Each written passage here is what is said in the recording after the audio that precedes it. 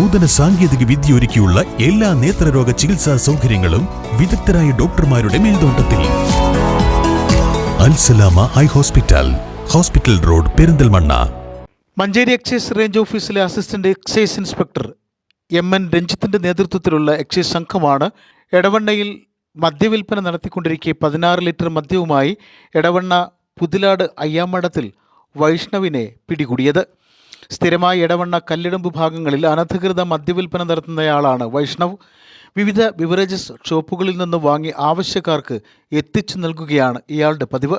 1 വർഷം മുമ്പ് ഇലക്ട്രിക് സ്കൂട്ടറിൽ മദ്യവിൽപ്പന നടത്തുന്നതിനിടെ എക്സൈസ് സംഘം പിടികൂടി കേസെടുത്ത് റിമാൻഡ് ചെയ്തിരുന്നു. തുടർന്ന് ജാമ്യത്തിലിറങ്ങി വീണ്ടും മദ്യവിൽപ്പന നടത്തുന്നതിനിടെയാണ് ഇയാൾ പിടിയിലായത്. അസിസ്റ്റന്റ് എക്സൈസ് ഇൻസ്പെക്ടർ MN രഞ്ജിത്തിന്റെ നേതൃത്വത്തിൽ സിവിൽ എക്സൈസ് ഓഫീസർമാരായ Akshay CT, Shahad Sharif, civil excise officer driver M Unnikrishnan തുടങ്ങിയവരുടെ നേതൃത്വത്തിലാണ് പ്രതിയെ പിടികൂടിയത്.